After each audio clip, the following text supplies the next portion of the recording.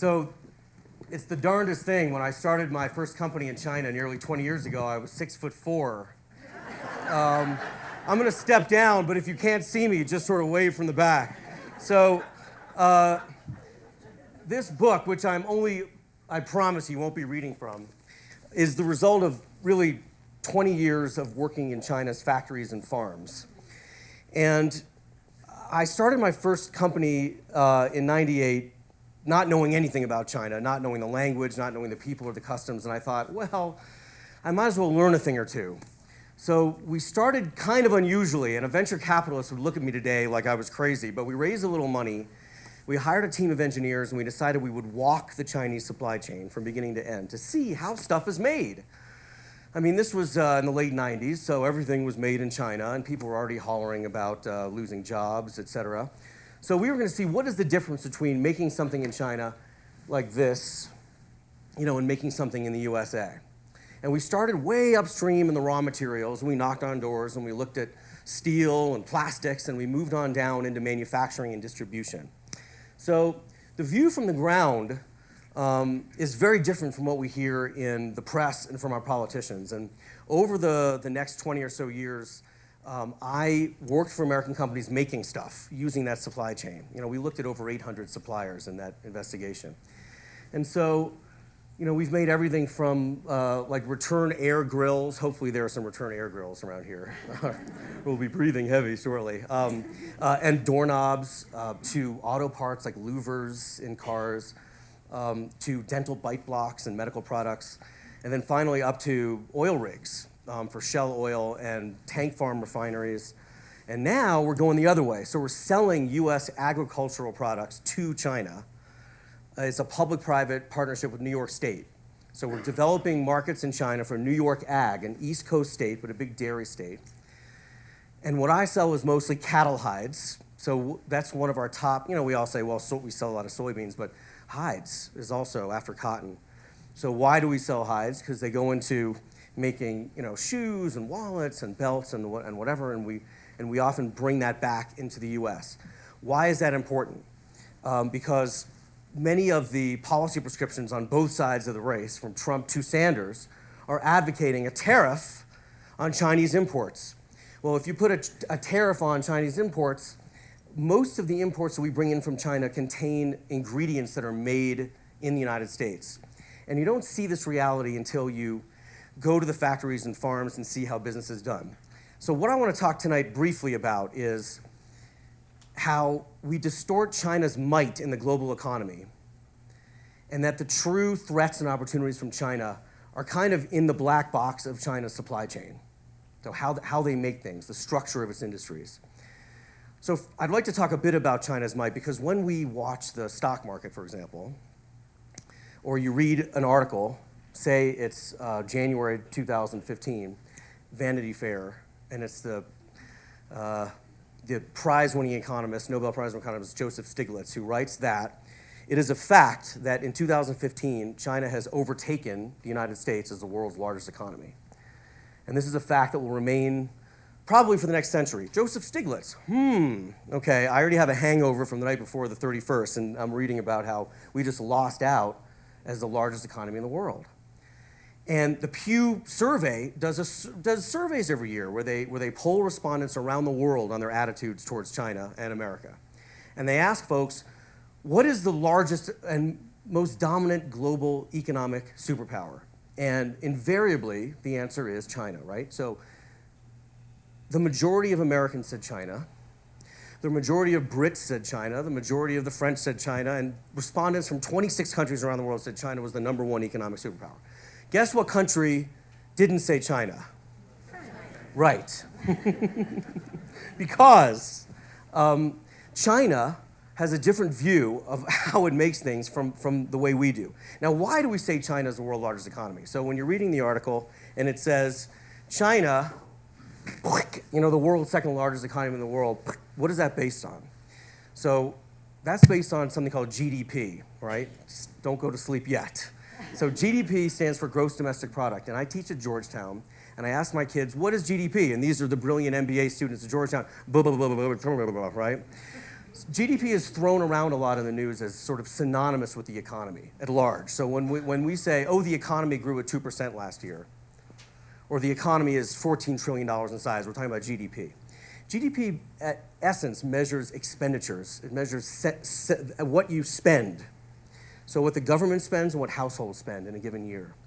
So if Joe and I were going to compare our household wealth, which we wouldn't do over dinner tonight, but we may do later. So if we wanted to compare our household wealth, would I say, well, Joe, you know, I spent $250,000 last year. Kids needed braces and the mortgage, and we took a trip to Vail and whatever.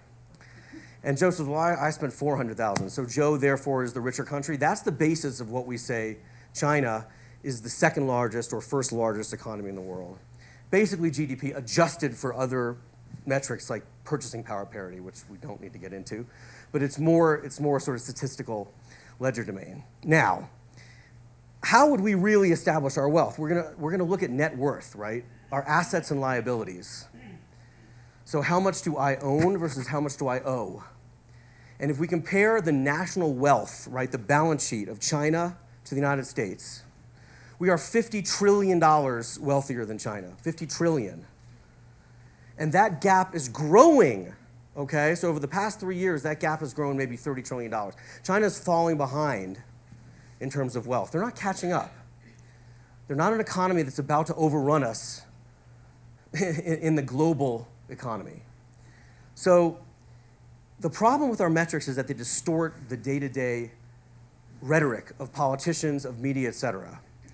You know, another statistics we see is, you know, we keep hearing about is the trade imbalance, and I'm looking for my iPhone.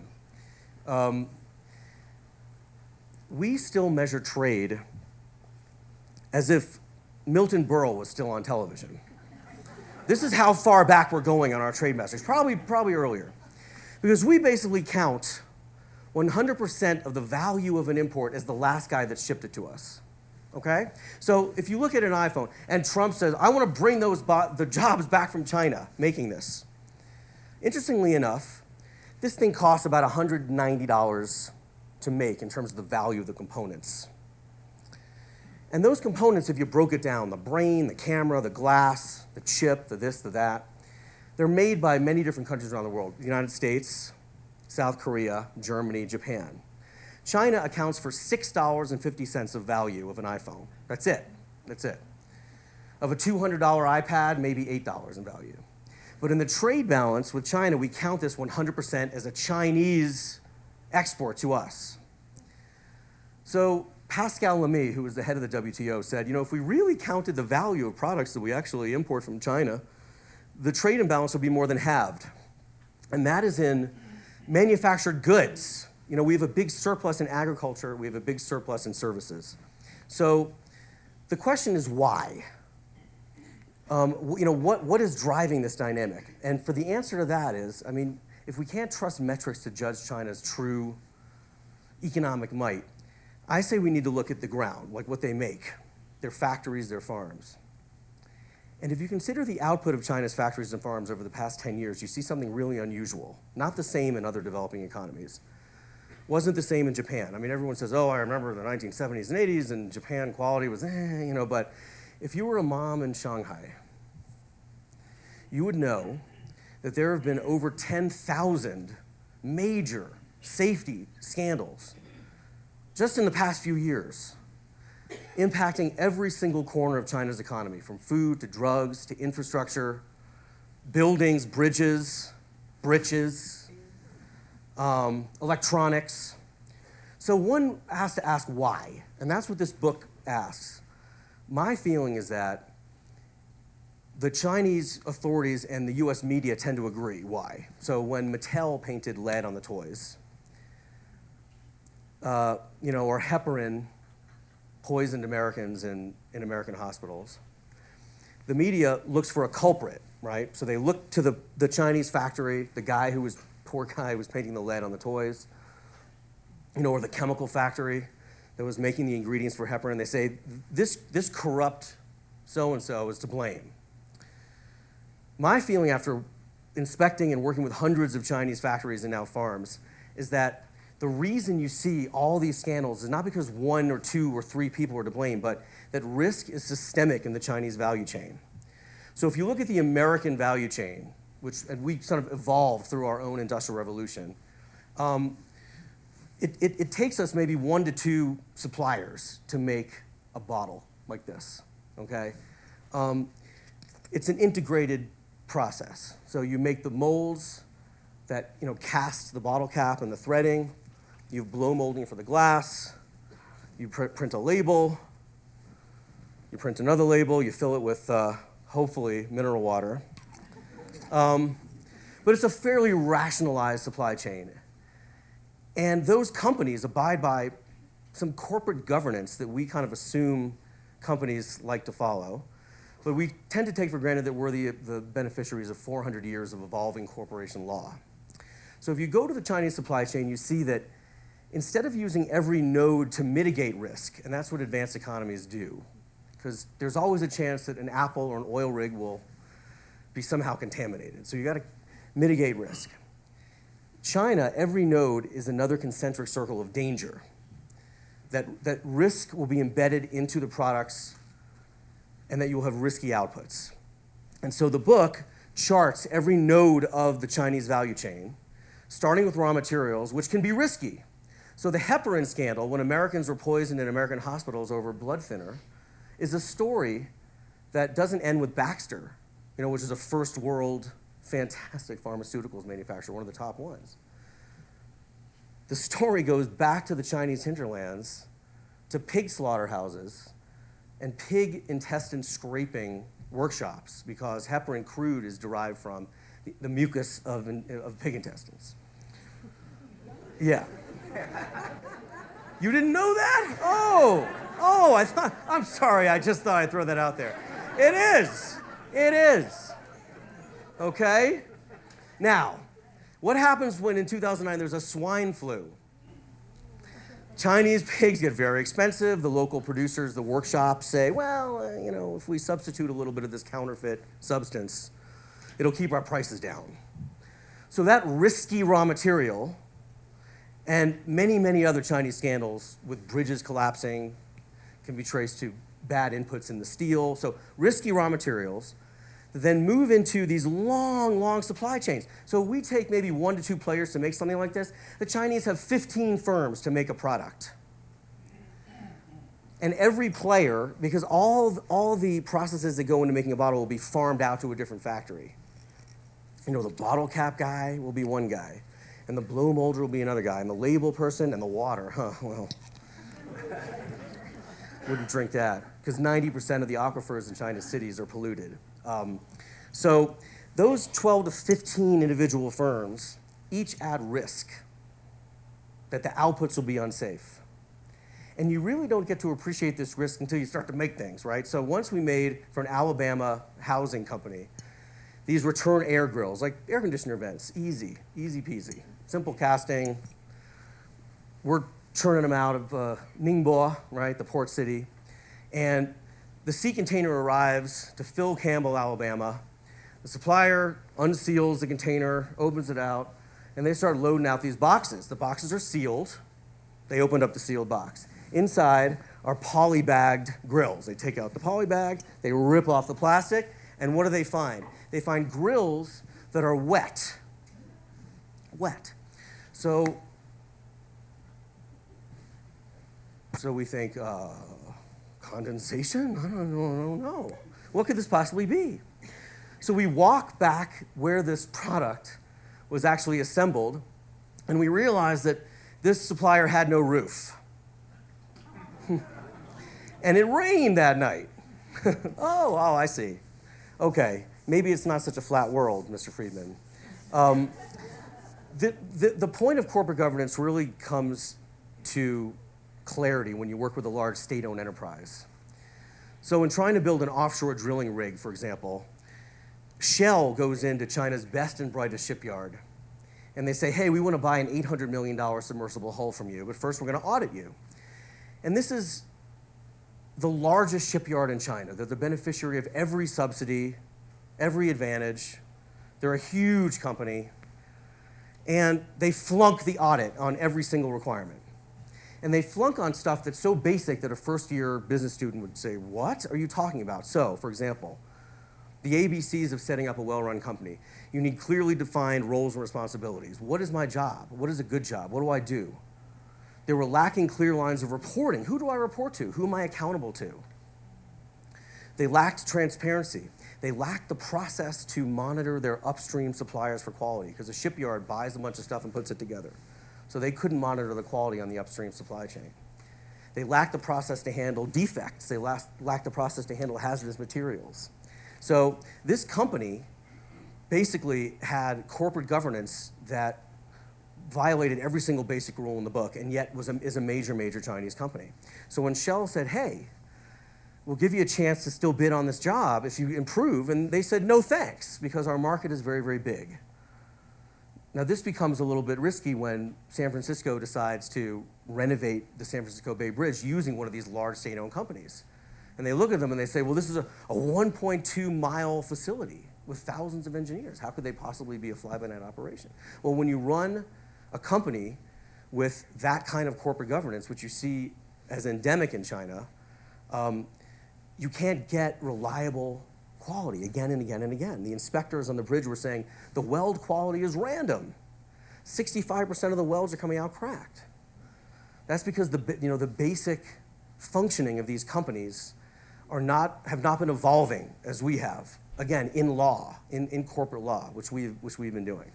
So unsafe raw materials goes in these long, risky supply chains with badly governed companies that are then regulated by fragmented regulators.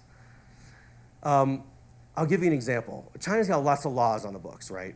But they lack the foundational law. So when every country established their nuclear technology programs, they had a foundational law, atomic energy law, that governs civilian nuclear power, an omnibus law. We have it, Britain has it, France has it, Japan. China doesn't have it.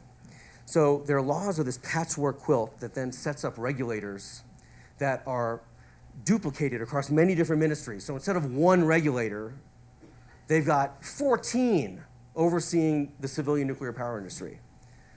The major Tianjin explosion that you could see from space, that was one of over 500 major industrial accidents just in the months that preceded it. And the problem is that they're regulated by 6 different firms, ministries. So the Chinese system is risky, right? So the outputs as they move through the system sort of get riskier and riskier. And of course, American firms learn to make some safe products. But the outcomes for the United States are 2. The bad news, there's bad news and good news. So we import a lot of food and drugs from China and a lot of products. And the fact that they're going through that risky chain and are not being inspected by the Chinese FDA and they're not being inspected by our FDA mostly, means that we are victim to risk. 80% of the active ingredients in our pharmaceuticals come from China and India. And guess where India gets its ingredients from? Okay, so 90% of the apples that go into apple juice concentrate come from China. And if you look at China's ag sector, first of all, you see all these arsenic scandals on apples, but their ag sector is 100 years behind ours. It's basically made up of 180 million tiny family farms, right, that are one click away from starvation. So that's the breadbasket that is going to feed us and China. China lacks arable land. You know, they could fit their arable land on the state of Texas. So this is bad news for us because the melamine that went into the milk formula that poisoned 300,000 babies, I mean, imagine that, right, is the same melamine that's going into killing our dogs and cats. It's coming from that opaque, risky supply chain, and we don't have the policies in place to fight it. Japan does a better job. They've got huge and high quality standards for the suppliers that sell to them, and then they've got these big warehouses that inspect most of the food as it goes through. That's a lot better than we do. So that's the threat. I think we tend to focus on the wrong threats, like currency, for example. You know, if you look at the value of the renminbi over the past 25 years, and you compare it to the value of, not the value, excuse me, to our unemployment level. So the theory is that when the renminbi is cheap, we bleed jobs. You know, we heard this when Romney was running, we're hearing it now. But the ironic thing is that whatever the renminbi value is over the past 25 years, whether the renminbi is cheap or it's expensive, we've been sort of slowly adding jobs to our economy, and our unemployment has been going down for the past 25 years, with the rare exception of the Great Recession of 2008. But there's no correlation between US job numbers and the value of the renminbi. So the threats we really need to be focusing on are threats to our health and safety. But the good news is, and here's the good news, is that as China struggles to make things safely, they must import them from the United States. So lots of folks don't realize how much we export to the world and to China. We exported $2.3 trillion worth of goods and services last year to the world. China's our third largest export market. It's our fastest growing export market. And the exports from across America have tripled over the past 10 years to China. So you think, oh, well, Boeing had a good year, okay. But if you get down to the level of the states, 42 states, including Colorado, more than doubled their exports to China over the past 10 years. And then if you go down to the level of the district, 92% of all congressional districts across America have more than doubled their exports to China over the past 10 years. So that's like mostly small businesses, small to mid-sized, factories and farms across the US. So what are we selling China and why? Well, the reason is because of risk in China's supply chain as they struggle to make safe food, safe drugs, safe products.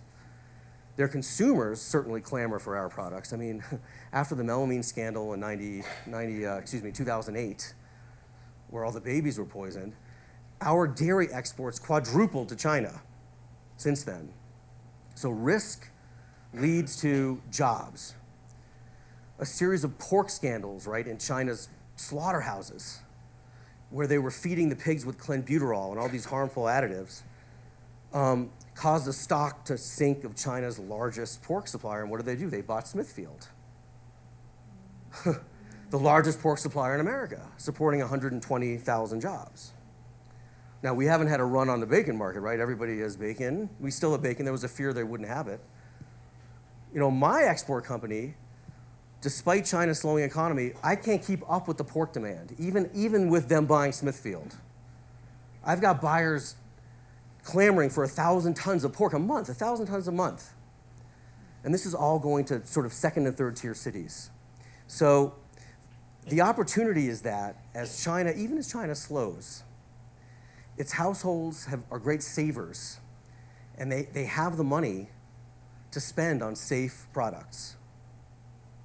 So this is a big boon to, for example, states like Ohio. So Ohio supports over 240,000 jobs in exports. China, that's general exports. China is Ohio's third largest market. So what is Ohio selling China? Advanced manufacturing. If we go back to the iPhone, what is China really good at doing? Assembling. So most of what we import from China contains ingredients that are made here. So for example, I mentioned the hides. The t-shirts we import contain American cotton. The hardware contains American recycled steel. The solar panels contain American photovoltaic polysilicon. So when you raise tariffs on one node of a global supply chain, you wind up killing more jobs than you save. When we raise tariffs on solar panels by 250%, the exporting guys, the guys that make the polysilicon, the largest supplier in America, just suspended operations because of slowing export demand from China. When we raised tariffs on tires, we killed more jobs than we saved. So the rhetoric on both the right and the left right now that is favoring high tariffs on Chinese imports would actually kill thousands of jobs across the United States. Chinese imports alone support hundreds of thousands of jobs because of the inputs, but also because of what happens after the product comes into the market. It's got to be transported and warehoused, retailed, and that supports jobs in finance, construction, et cetera. So the key takeaway, as I think we're watching these elections, is one, to remember that China is $50 trillion poorer than we are, and that their demographics are unfavorable, and that their supply chain could arguably take another century to rationalize. I kid you not. How long does it take to evolve rule of law in a country? I don't know. 5 years? I don't think so.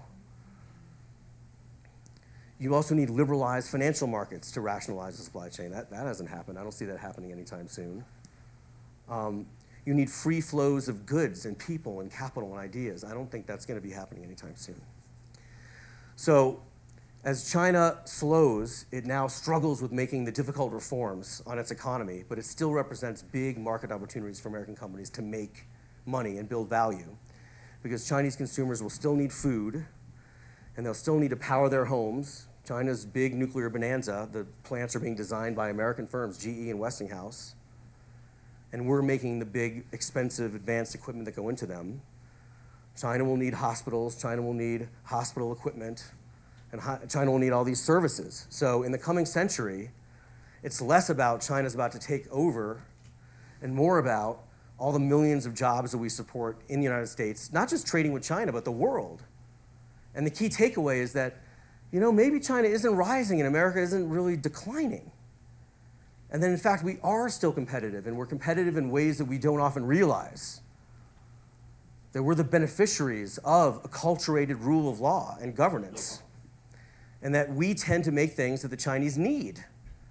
So as 1.2 or 3 billion people now move into the next century with no water, no air, very little food, and a hollowed out manufacturing economy that still has yet to rationalize, it's a threat to our health and safety, but it's a vast opportunity.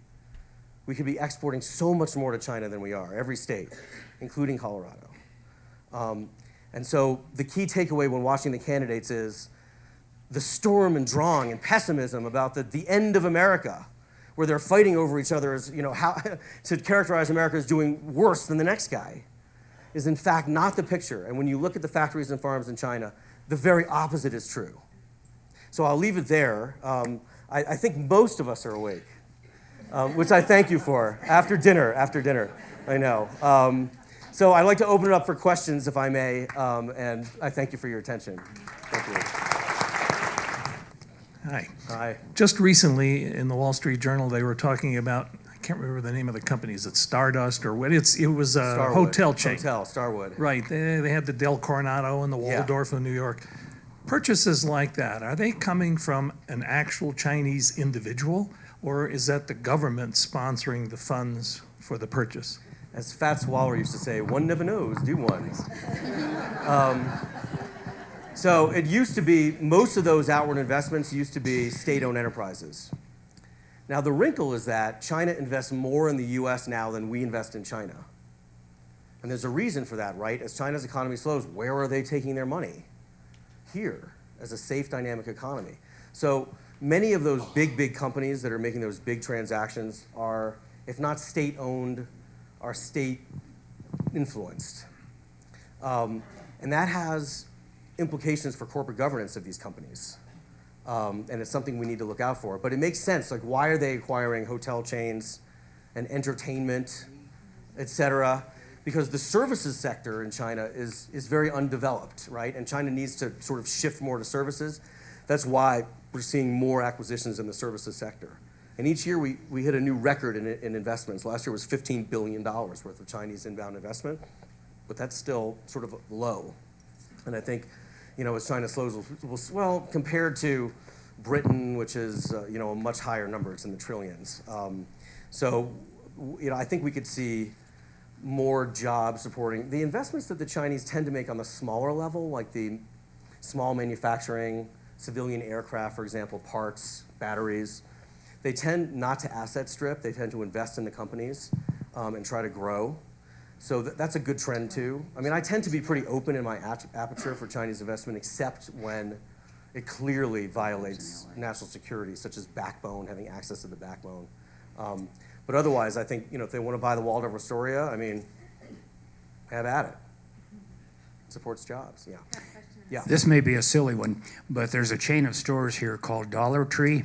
I can go to Dollar Tree, and for $1, I can buy a yard light that is solar activated. It's got a battery in it, and if the battery fails, I can't even replace it for anywhere near $1. Comes from China. How?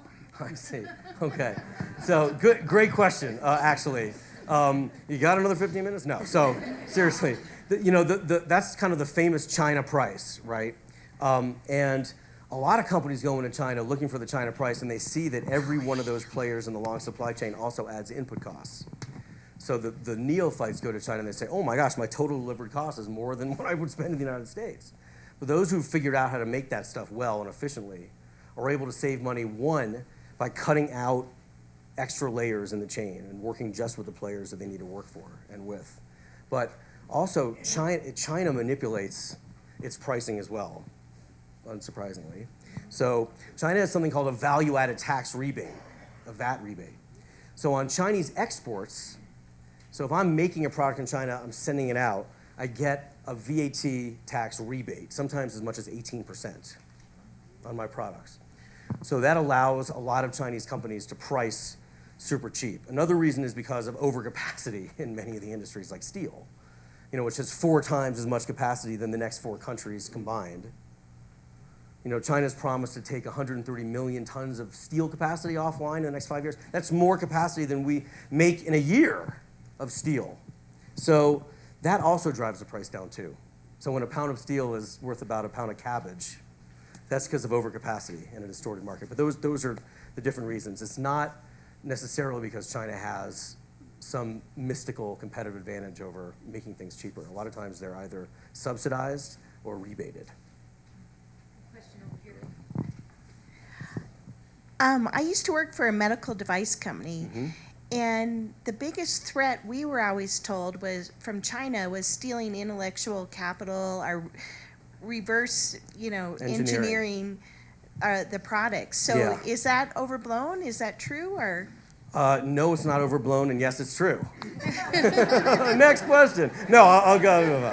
So, it's a big problem. It's a big problem, especially in industries that have copyable. So a client for years was Henry Schein. I don't know if you know that firm. So Henry Schein is kind of like the Sears Roebuck catalog for dentists. And those are the guys we made the dental bite blocks for and the like, which I hope you've never had to experience yourself. Especially a Chinese dental bite block, It's like your left tooth came out, But anyway, what Henry Schein does when they protect their intellectual property in China, and they source from hundreds of suppliers, is they go to their suppliers and they say, okay, we're going to actually cut you in on the profits. We know that you are incentivized to sell stuff out the back door, so we're going to make you our sales team. Go out and sell, but you have to abide by these requirements. And has that stomped out most of the IP infringement? Yeah, not all of it, but most of it. So many companies that are operating on the ground a while come up with ways to protect their IP. Where it gets scary, of course, is in military. So we see China hacking and downloading terabytes of data. So now in my Georgetown classes, I get officers coming through from Air Force and Army and the like, and we talk about this. And I don't mean to downplay the gravity of it, because there is gravity, but it needs to be looked at in the context that Xi doesn't have control of his own army, number one. But also that if you download a terabyte of data on how to make a stealth fighter, just like the San Francisco Bridge or any other number of products, it doesn't mean that you can make it reliably again and again and again. And so if you look at Chinese military and their material, it's one diesel-powered aircraft carrier that they bought from the Ukraine, and it's a bunch of stuff that came through this corrupt, risky, opaque supply chain. So we, on the beautiful drive here, we saw the house from Sleeper. So do you remember that movie where the futuristic guys line up and take the bazooka and that stuff goes out the other way, That's not an unfair way of characterizing the Chinese military. And their own generals know it.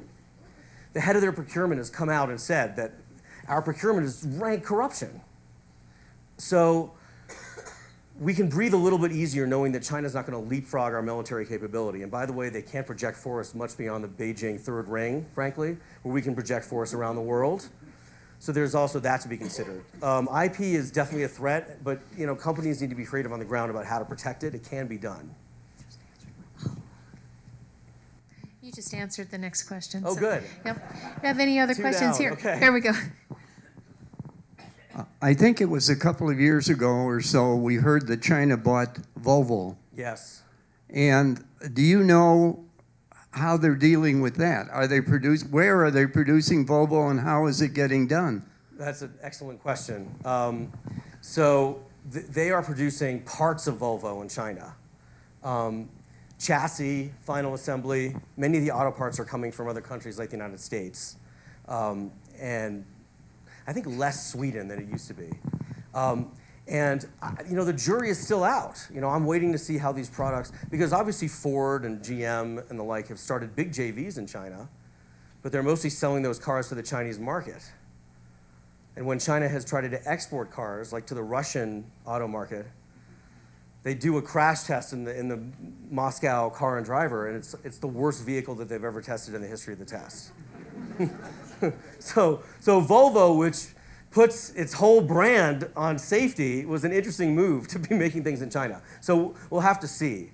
They're going to come up against those stiff headwinds of risk. I'm not saying that they can't make a safe car there, but it's going to be very, very tough. Next question over here. I wonder if you'd talk about the Pacific Trade Agreement, because I don't think China was ever invited to be a part of any Correct, of that, and correct. what the role might be. So TPP is also being bandied about in this campaign, as are other trade deals. The interesting thing about these trade deals, and it's very difficult to measure job flows, especially those associated with trade.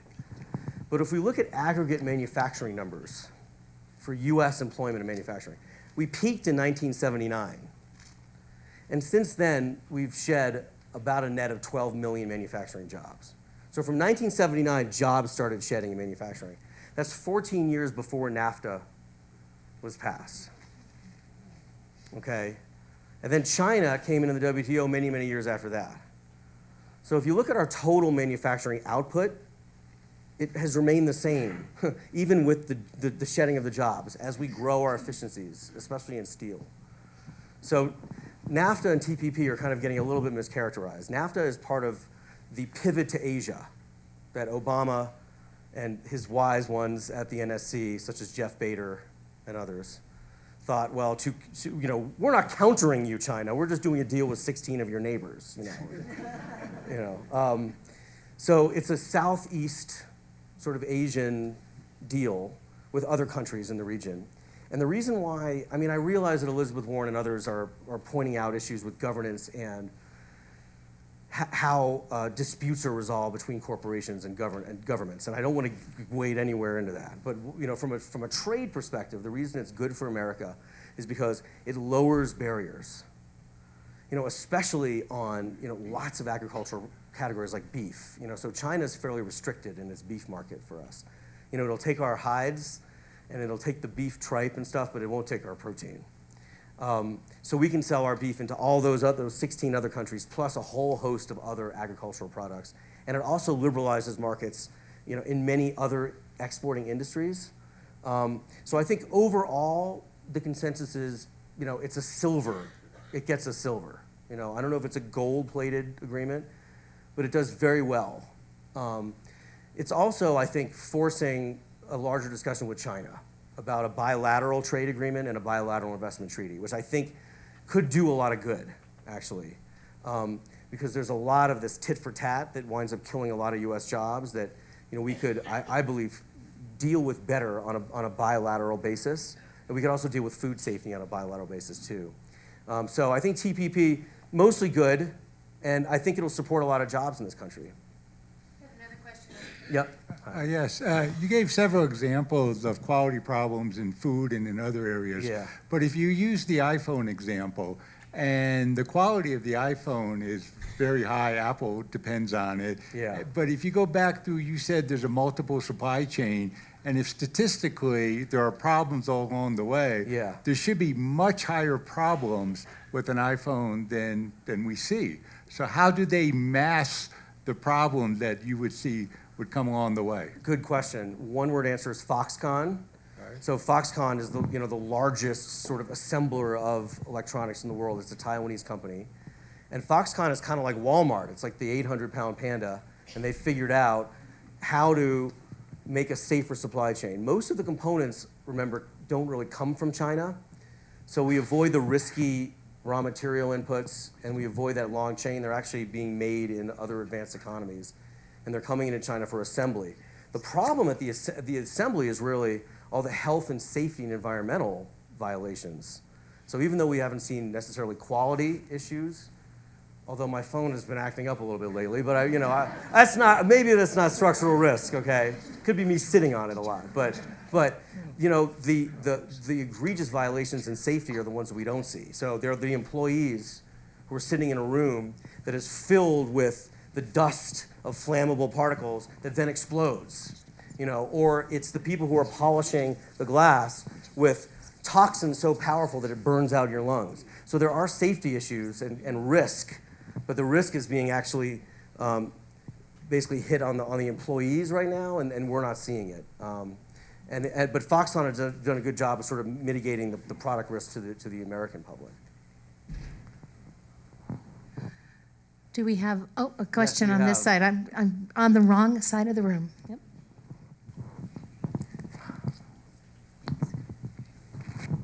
So my question is, are politicians and wannabe politicians that are supporting import taxes, why don't they know the reality of what you just explained to us?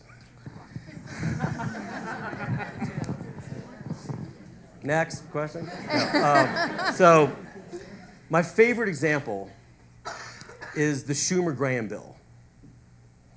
So of Chuck Schumer and Lindsey Graham fame. So every so-and-so couple years, this bill comes up, and congressmen, congresswomen climb over each other to try to co-sponsor this bill. And the bill is basically to jack up tariffs on Chinese imports to retaliate against currency manipulation. The amazing thing is that Lindsey Graham's state has not doubled its exports to China in the past 10 years. It's more than tenfold grown its exports to China over the past 10 years. So he would kill jobs all across the state by doing this. China's a major market for New York as well, and a growing one. I mean, we're now selling New York ag into China. So oftentimes the states that are supporting the most jobs are the ones whose politicians are shouting anti-China the loudest. Ohio more than tripled its exports to China over the past 10 years. Michigan over quintupled their exports. Michigan. China's the fastest growing export market for vehicles. Cadillac sells half its Cadillacs in China, A lot of inbound investment is coming into Michigan from China. But Governor Granholm, and this is equal opportunity, right? It's both sides of the aisle. Governor Granholm was served for 8 years, presiding over the bailout of Detroit, looks at the largest, fastest growing auto market in the world and never goes. Refused to show up. You've got mayors going to China to get money. The mayor of Toledo has been something like 14 times. And the Chinese are investing millions in Toledo. But certain politicians, I think, would rather play to the accumulated fears of China taking over the world, that we've been hearing and hearing and hearing and hearing since PNTR in the 90s. So I don't have a reason why. I mean, I think it's because, I don't know why. I think it gets votes, obviously. And I mean, selling a message that we're all toast and that it's their fault kind of takes our eyes away from the real structural reason. So, I mean, I'm remembered about the 2012 election between Obama and Romney. And Cleveland, Ohio, alone saw 4,000 negative trade ads on both sides of the aisle, all of them hitting China. China stealing our jobs. Over 4,000 ads in Cleveland alone. So we heard China, China, China. Ryan stumped in Ohio. What we never heard was unregulated derivatives markets. So the 2008 job losses that obviously were a shockwave through our employment and our housing market was not talked about on the sub. Did you hear them talk about Wall Street and subprime mortgages? And I didn't hear it. I didn't hear it. I heard China stealing our jobs. On day one, I'm going to punish China as a currency manipulator. Obama, not to be outdone, raises tariffs on panels and on tires, which killed a whole bunch of jobs. So, this cycle keeps. Does anyone remember Romney's motto, by the way? Now that we're talking about Mitt. Do you remember his motto, his campaign motto? No one remembers the campaign motto. Okay, it was Believe in America. Sound familiar? Does that remind you of a red-hatted gentleman? You know, these themes keep coming up again and again and again and again, and politicians who should know better, Mitt Romney, who was an international businessman, Trump, who has the Chinese renting a bank in one of his buildings, should all know, right, that if you raise tariffs on things, you kill jobs, but they don't profess it in their politics, and it's a shame. I mean, that's why I'm out trying to give another point of view. Spitting in the wind, I know. I wonder if you could talk about the concept of China as a communist country, what the economists call state capitalism, Yeah. and the relationship of the Chinese government to the economy from a 30,000. How does this all work? Okay, great question. Nick Lardy aside, right? So I live in DC, which is we're the creatures of think tanks, and there are a lot of prominent economists who make a case that state-owned economics are receding in China, and that private sort of market-driven economy is growing. I see no evidence of that on the ground, and in fact, I see President Xi retrenching state ownership in most of the major industries. So, you know, what does that mean? Well, it means that we can invest in a lot of industries, but most industries we can't. And it means that those industries are really dominated by highly protected and uncompetitive companies. So for example, that shipyard that wanted to sell to Shell. Well, they never had to compete with anybody. You know, and basically they get subsidies for their raw materials, subsidies for their land, subsidies for their energy. And, you know, when they have a bad year and they're deep in debt, well, their loans are forgiven because they're state-owned. If I'm a private entrepreneur, I want to start a company. I mean, you can't find a loan, you know. So what does it do from a 30,000-foot view? Number one is it distorts economic function, creating massive bubbles of overcapacity in the economy. So when we talk about China's GDP growth, GDP says nothing about the quality of the growth. They're spending all this money on cities that no one is inhabiting and factories that are not producing anything. So from a 30,000-foot view, you got huge bubbles in real estate, in steel, in aluminum, in coal, right? And contributing to that is the problem of a closed financial economy. So the renminbi is not traded. And this impacts us because we hear a lot about Chinese ownership of treasury bills. You know, this is a direct sort of a 30,000-foot result of their closed financial system. We've been plowing dollars into their economy for 20 years, doing trade, 30 years. And China has amassed maybe $3 trillion of foreign reserves. So 1.3 of that goes into T-bills. And there's been a fear over the years that if China suddenly dumped those T-bills, that it would essentially crash our economy. It would send interest rates to the roof, and the dollar would tank. So since August, you know, we've seen China's stock market tank. Now, a quick side note, because you're asking for the big picture. China's stock market is not a stock market. And it was never intended to be a stock market. So this is part of their closed financial system. The Chinese communists saw the stock market as a way to transfer money from one part of the government to the other. And now it's basically a means for over-indebted state-owned firms to recapitalize themselves. But the investment at the consumer level was very thin. You know, we've been looking like, oh, China's crashing, look at their stock market. It means very little. It means very little. So as China's stock market has been crashing and the economy's been slowing and capital flight has been going out by the trillions, China, which wanted to be included in the special drawing rights for the IMF, right? Be careful what you wish for. Suddenly this carnival script called the renminbi has a more free trading band. And there's downward pressure on the currency because capital is leaving the economy in the trillions. So what does China do? Armageddon. Since August, they've been selling hundreds of billions of T-bills, hundreds of billions of dollars worth of T-bills. So if Palin and Trump and Bernie and Clinton, and they all sort of talk about the T-bills thing, if they were right, then we should have seen our interest rates go through the roof and the dollar collapse. And we didn't. And the reason is because, one, our treasury bills market is a $40 trillion market. And because China has 1.3 trillion, it's a small amount. And when China sells, other central banks buy. That's one. Two, there's nowhere else for this money to go. Because China's closed, they can't spend dollars in their own economy. They've got to invest them outward, and there's no market deep enough in the world that can take all those dollars. So we're the only game in town. And when China sells its T-bills, it's not a major catastrophe for our economy. So, taking a step back, the communist aspect of that economy, unlike most people who feel like an autocracy married to a capitalism is a lethal combination, right?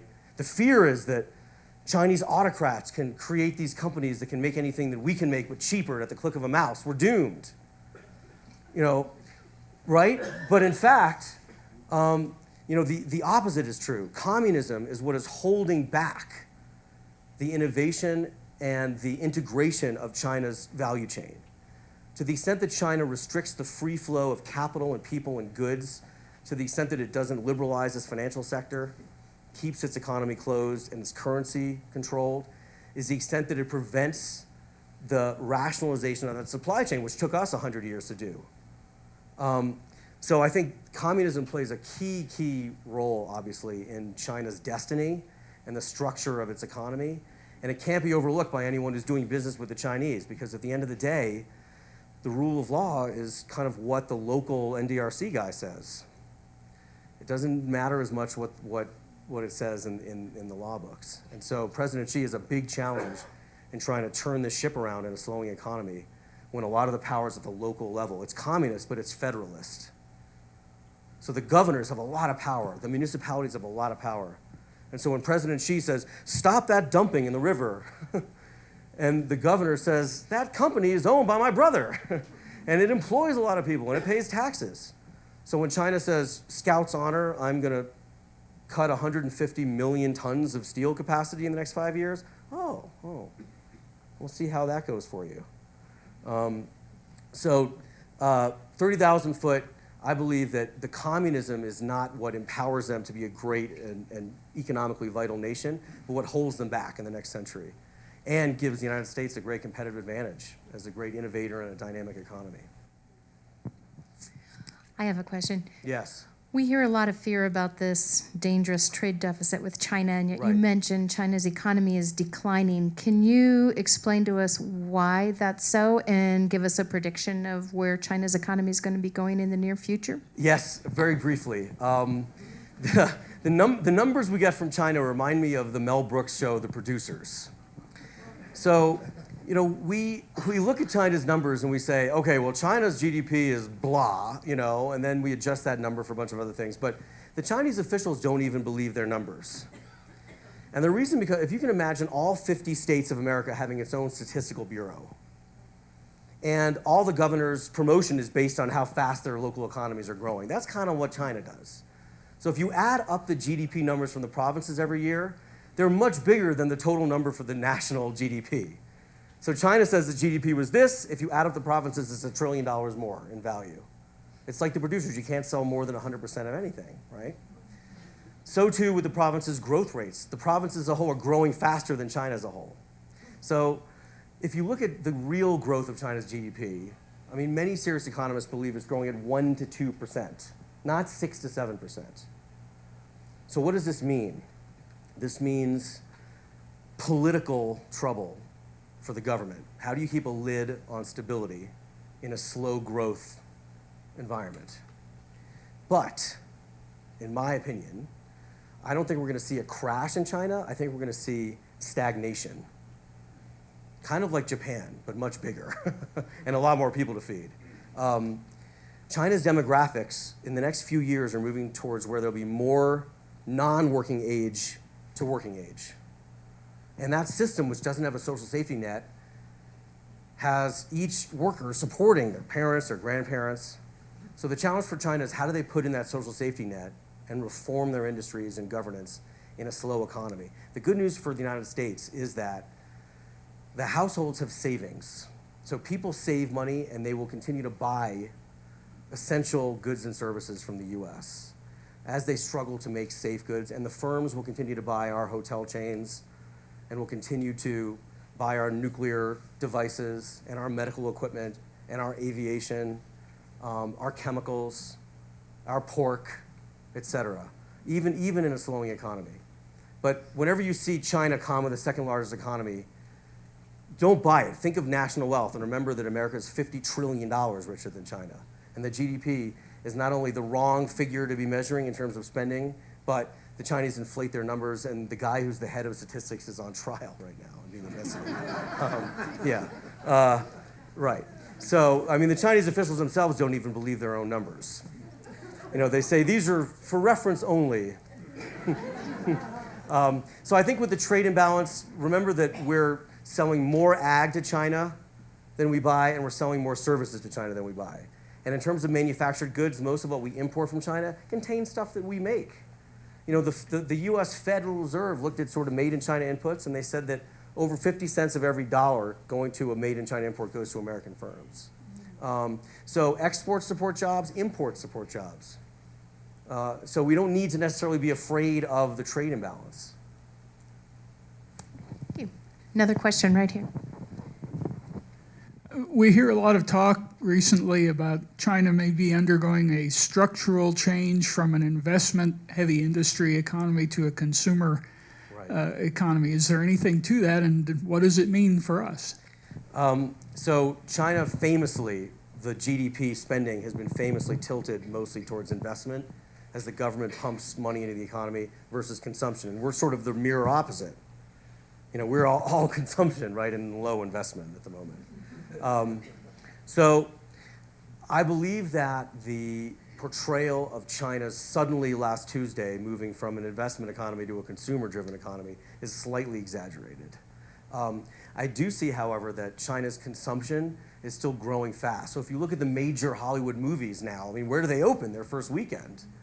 Right? Star Wars opens and it grosses gazillions of dollars from the Chinese.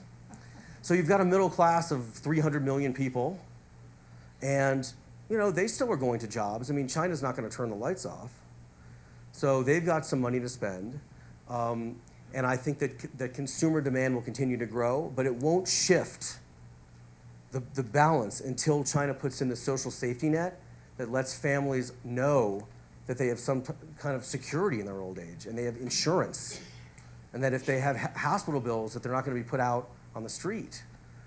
And putting in that social safety net is something that we've been asking for a long time. Every bilateral talk, from Bernanke, Geithner, and on and on and on, back many administrations, they all are asking for China to put in a social safety net so that it'll start to move them towards consumption, and yet it's a very difficult thing to achieve.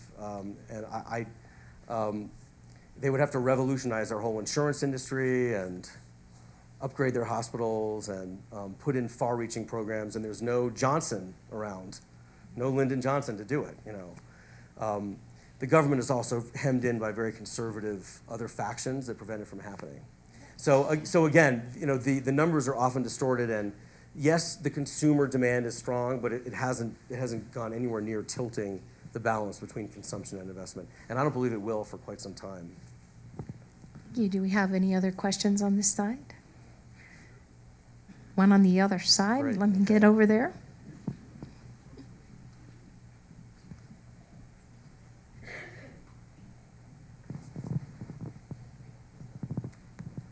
What is the status of education in China, from public schools to universities? Do they have many good universities? Well, I should say that 230,000 Chinese students are studying in the United States. It's one of our fastest growing service exports, in fact. You know, we count education as a service export. If you look at those PISA studies, so every few years, there are international studies that measure math, right, and reading and science aptitude in countries around the world, and we hear China is #1 in math, and the US is like number 14 in math or something. And we hear that over and over again. So if you actually look at how that test is administered, they basically administer it in like 3 square blocks of Beijing and a couple blocks in Shanghai. It's not a whole country test. It's the elite of the elite of the elite. And the United States, by the way, if you look at all the years they've been measuring this stuff, we were never #1 in math. In fact, during John F. Kennedy and we put a man on the moon, we were about a C in math. I would argue that the openness of and the dynamism of our democracy attracts the finest minds of the world to come here and innovate. So to the extent that China is closed is the extent that it walls itself off from that kind of development. But also, if you look at its schools and you talk to people who are Chinese educators, they will say that even in China's top schools, there is a fundamentally different orientation in the pedagogy and the curriculum, and that an authoritarian linearity of thinking is enforced in China's schools. And that I know we say, well, liberal arts and our, what did Rubio say? That we need plumbers, not philosophers, right? Okay, but I think problem solving is actually a good skill.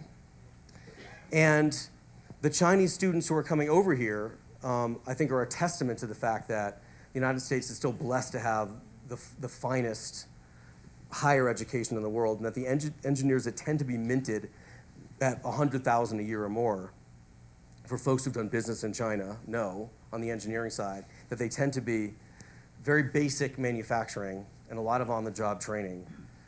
And I'm not saying that Chinese aren't smart, because you go to Columbia University and they're buzzing with geniuses. So I'm not saying that, but I'm saying that there is a big disparity in the educational system, and that their elites might be very, very good at math, but that's no cause to think that our kids need to go and learn Mandarin.